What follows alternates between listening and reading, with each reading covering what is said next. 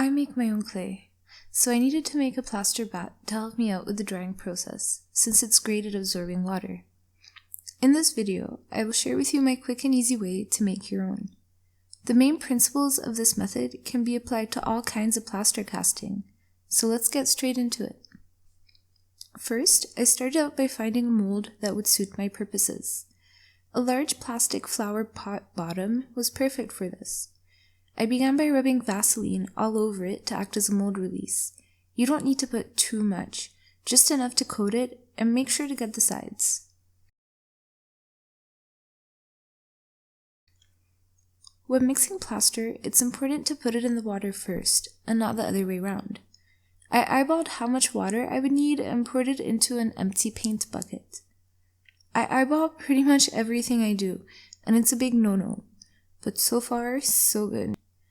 Anyways, hot water will make the plaster set faster, while cold water will take longer, so I opted into using cold water to give me a longer working time. I should mention that the plaster that I'm using is quite old and somewhat clumpy. I found a big bag of it in the shed, and it's been sitting there for a few months.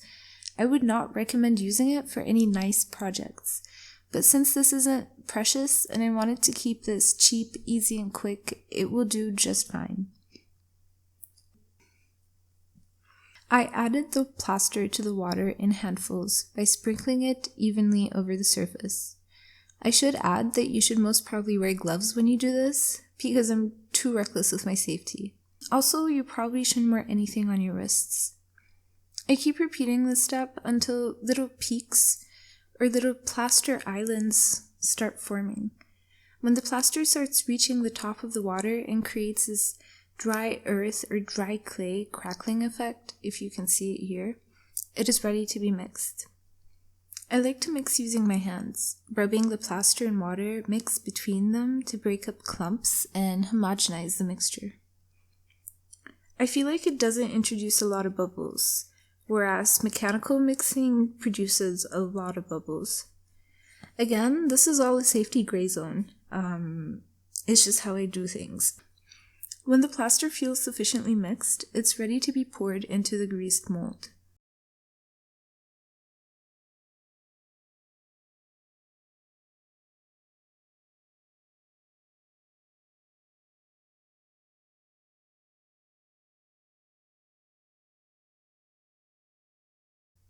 After pouring it, I shook the mold a little bit so as to create a nice even surface, and I tapped it on the sides to release air bubbles. Again, if this was for a sculpture or a precious project, I would tap for much longer and use a better quality plaster. I would even consider using vibration. Leave the casting to cure and dry for a few hours till it's ready for demolding. To demold, just flip the cast over a soft cloth. Here I'm using a soft doormat, and with one tap, the casting comes out very easily with almost no resistance. For my purposes of drying clay, I will leave it out to dry completely.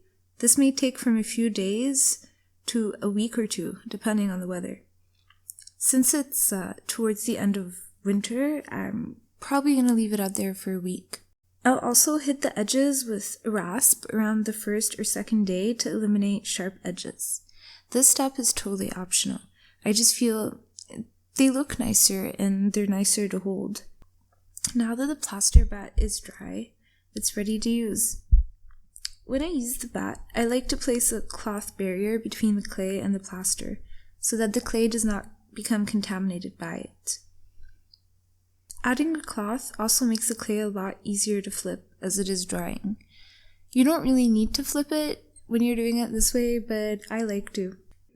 If you'd like to see different methods for drying clay, I got you covered because I did a video for 3 different methods to do just that, comparing the differences between them. I hope you found this useful, and if you have any questions or suggestions, please leave them in the comments section. Thanks for watching.